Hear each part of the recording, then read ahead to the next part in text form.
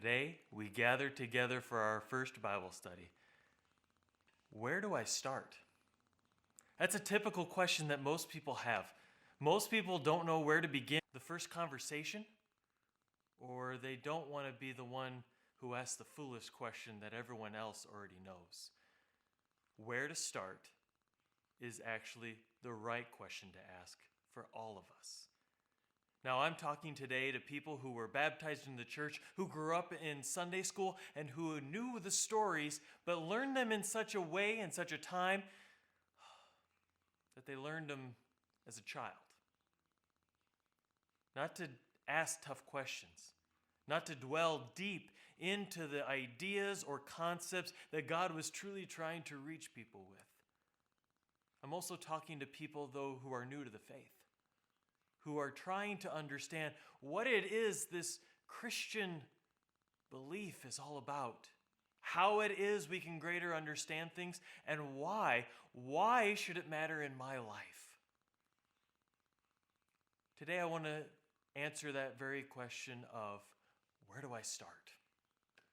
Because we've all had it before.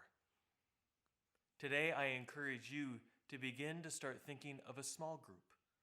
A group of people who you could get together with to be able to wrestle with questions, a people who would be able to support you in difficult times, a people who would be able to remind you of the promise that God delivers.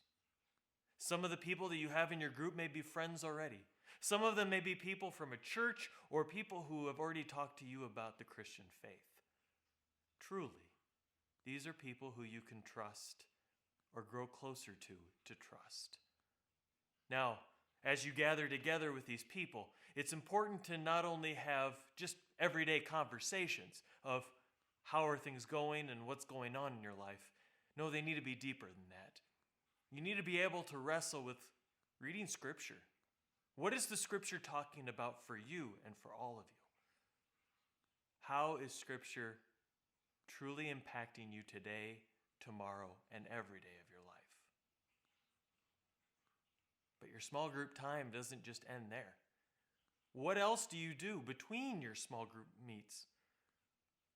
I encourage you to get together with your small group at least once a week or once a month, depending on how it works for you and your group. But what do you do between your small group times?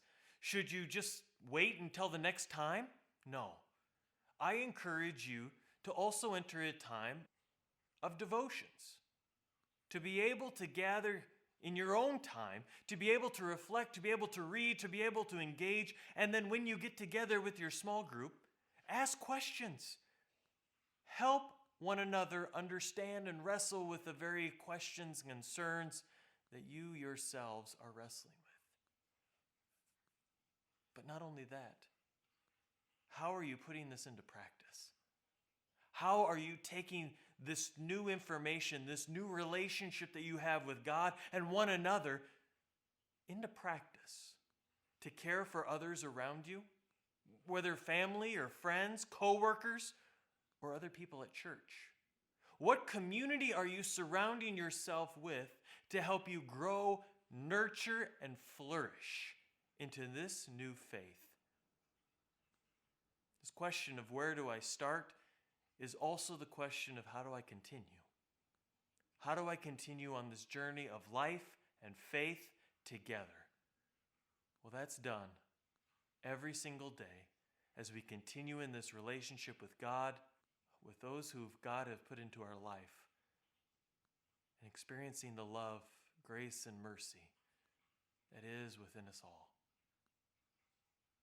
I encourage you to continue to be a part of those small groups, even in the hard times, even in the joyful times, to make time for that sacred time together, outside of worship, but so very important.